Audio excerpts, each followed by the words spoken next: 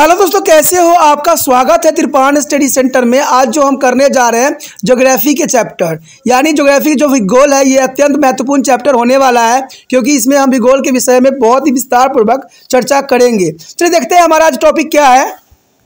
Spring and nipple tides. The moon, as it is closer to the earth, extends to the twice of gravitational pull of the sun on the earth. When the sun and the moon are is aligned, as on the new moons is a amasya, or the full moons is a purnima. There is a most important here, amasya and purnima, and both them pull together at the same time in the same direction. And this combined pull up produce a extra large tide. It is called a spring tide. There is a large tide and the extra tide is called to spring tides. In the first quarter is Astami, Shukla and Paksh, and the third quarter is a Asmi, Krishna, Paksh. There is a gravitational force of the two heavens body is at the right angle. At this time, the two pull of the opposing each other and are not attacking in their same direction. In other words, they are the cancel are neutralized to each other as a fact. It produce a weak tide which is called nipple tides. Show in this figure.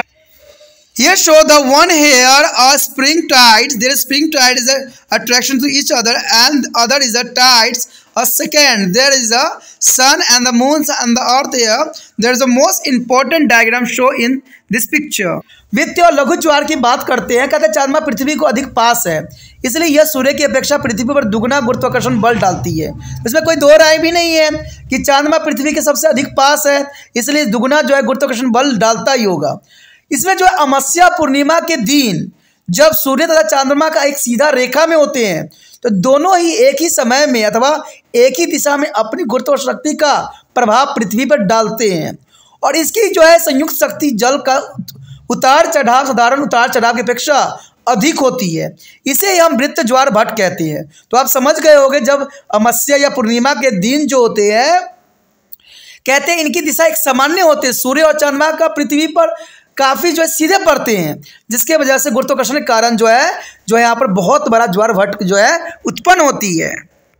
इसी कारण से शुक्ल पक्ष और कृष्ण पक्ष की अष्टमी के दिन सूर्य और चंद्रमा की गुरुत्वाकर्षण शक्ति समकोण हो जाती है, और इस स्थिति में दोनों का खिंचाव एक ही दिशा में न होकर एक दूसरे के विरुद्ध होती है।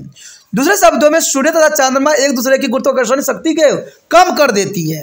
इसके परिणाम स्वरूप इन दिनों में जो है जल का जो है उतार चढ़ाव जो है साधारण उतार चढ़ाव की अपेक्षा बहुत कम होती है, और इसे जो है ज्वार भट्ट कहते हैं, यानी लघु ज्वार भट्ट कहते हैं। यानी याद रखना दोस्तों, शुक्ल पक्ष और कृष्ण पक्ष के अष्टमी के दिन सूर्य चंद्रमा की जो है समकोण हो जाती है, और समकोण के कारण गुरुत्वाकर्षण बल जो होती है कमजोर हो जाती है, जिसके कारण लघु ज्वार भट्ट आता है। तो आप समझ गए होंगे कि जो है वित्तीय ज्वार भट्ट जो है पूर्णिमा क्यों आता है, और लघु जो है छोटा है, और शुक्ल पक्ष और कृष्ण पक्ष के अष्टमी के दिन क्यों आता है। तो आपको क्लैरिटी आ गई। आगे देखते हैं क्या है। देखिए, इसी बात को अगर आप देखिएगा तो यहाँ पर जो है वित्त और लघु ज्वार भट्ट दर्शाया गया है। आप देख सकते हो कि जो यहाँ पृथ्वी जो है, सन जो है, कैसे जो है लघु और जो है वृत्त जो है ज्वार भट्ट के उत्तरदायक कारण बन रहे हैं। समकोण होना, पूर्णिमा, अमावस्या, अब देख सकते हो कि इसी कारणों से जो है वृत्त और लघु ज्वार भट्ट बनते हैं। तो ये सारे जो है गुरुत्वाकर्षण के कारण ही होता है। ठीक है।